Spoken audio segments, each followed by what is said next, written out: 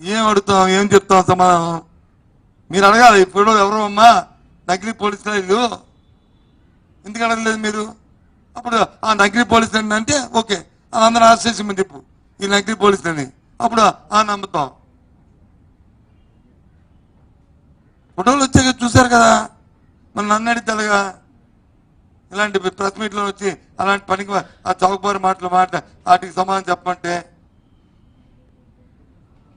Sanctity ఉండాలి. ఏదైనా మాట్లాడినప్పుడు ఒక బాధ్యత గల వ్యక్తులు ఒక బాధ్యతగా మాట్లాడుకోవాలి. అయితే ఆ విషయం గురించి మనం ఎత్తకూడదు. ఇప్పుడు నేనేం చెప్పాను?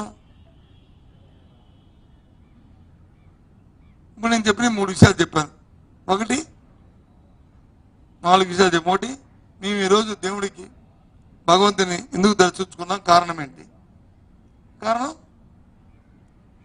గత 4-5 రోజులుగా ముఖ్యమంత్రి స్థాయిలో వ్యక్తి ఇలాంటి అపచారమైన మాటలు ఆయన నోటి రావడం, దాని నుంచి ఈ రాష్ట్రానికి ఏమైనా అనిష్టం ఇబ్బందికరమైన పరిస్థితి వస్తాయని దేవుని దర్శించి వారిని వేడుకున్నాం. రెండో విషయం వచ్చి నెయ్యిలో కల్తీ అన్నారు అని సాక్షాత్తు ముఖ్యమంత్రి స్థాయిలో ఉన్న వ్యక్తి చెప్పాడు. కాబట్టి దాని మీద నిర్ధారణ అవ్వాలి. కాబట్టి దాని థర్డ్ పార్టీ ఎంక్వైరీ జరగాలి, రాష్ట్రంతో సంబంధం లేని ఎంక్వైరీ జరగాలి. సుప్రీంకోర్టు లేకపోతే హైకోర్టు పరిధిలో వేయాలి, సిబిఐ ఎంక్వైరీ వేయాలి అడిగాం. మూడోది వచ్చి మీరు ఇచ్చిన సూపర్ 6 వాగ్దానాలు ఉన్నాయి, అవి ఎప్పుడు లోపల పెడతారు, అవి చెయ్యండి బాబు అని చెప్పి అనుకున్నాం. నాలుగోది వచ్చి నిత్యావసరాలు ఆకాశం అంటిపోతున్నాయి. నూనె కానీ, పప్పు కానీ, ఉప్పు కానీ, బియ్యం కానీ, కాయగూరలు కానీ కొనలేని పరిస్థితుల్లో సామాన్యుడు బతకలేకపోతున్న బిడ్డలు ఆడిపోతున్నాడు.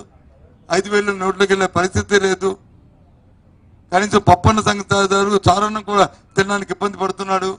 ఆలోచన చేయమని అడిగాం. ఇందులో తప్పు ఉందో చెప్పండి, నేను అబద్ధం చెప్పండి, మీరు చెప్పండి.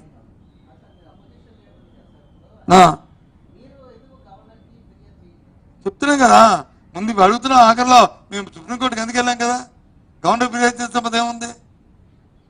గవర్నర్ మేము ఇచ్చిన లేఖను వచ్చి ప్రభుత్వానికి సిఫార్సు చేస్తాడు, దర్శనం అయిపోద్ది, ఏమిటి అడిగితే అయిపోద్ది.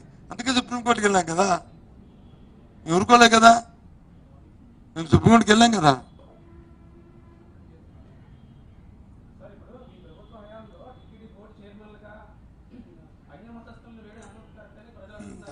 ఎవరు అన్యమతస్తులు బాసు?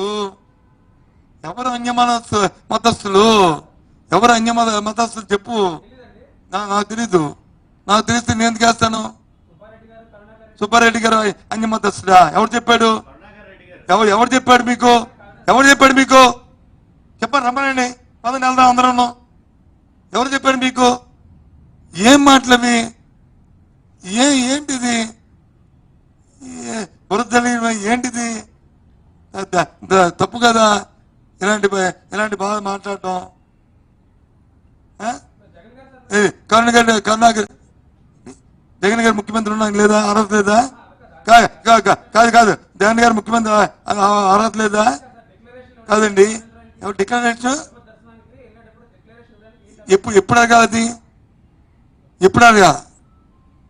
నువ్వు ఆ తండ్రి వెళ్ళినప్పుడు లేదు, ఈయన ఇంతకు ముందు గత చంద్రబాబు నాయుడు ముఖ్యమంత్రి ఉన్నప్పుడు ఆ రోజు పెట్టుండి, ఆ రోజు అడిగుండి, ఈ రోజు కానీ పెట్టకపోతే ఈరోజు అడిగితే తప్పు.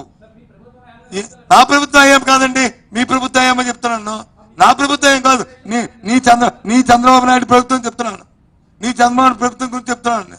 ఇప్పుడు 2008 నా ప్రభుత్వం కాదు, 2014 2013 మా ప్రభుత్వం.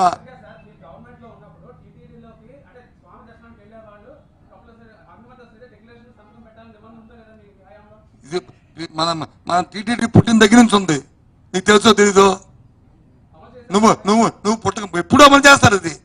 నువ్వు పుట్టక ముందు నుంచి ఉంది, నేను పుట్టక ముందు నుంచి ఉంది. డౌట్ అయితే వెళ్ళి అడుగు, అక్కడ పెట్టాలేదు సంతకం చూడు వెళ్ళి. నాకేం తెలుసు? నేనైతే అమలు అవుతుందని నమ్ముతున్నాను. ఎవరు చెప్పాడు నీకు? నేను మానవతావాదిని, నా మతవాదిని అని చెప్పాడు. 18 సార్లు వెళ్ళినప్పుడు 20 సార్లు వెళ్ళినప్పుడు లేనిది వచ్చి వీళ్ళు ఎందుకు వచ్చింది? అప్పుడు అడిగి అప్పుడు చేసి ఇప్పుడు కాదంటే తప్పు. అప్పుడు నువ్వే కదా ముఖ్యమంత్రివి. నీ చంద్రబాబు నాయుడు ముఖ్యమంత్రి కదా. ఏం పేరమ్మా నీ పేరు?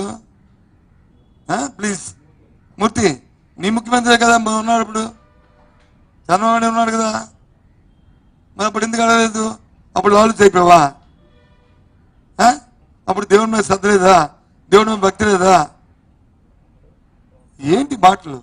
అబ్బే సరే అలాంటివి ఉంటాయి, లిమిట్. ఇవన్నీ 10 సార్లు మాట్లాడుకుని మన దేవుని గురించి మనమే మనం తప్పుగా మాట్లాడుకోం.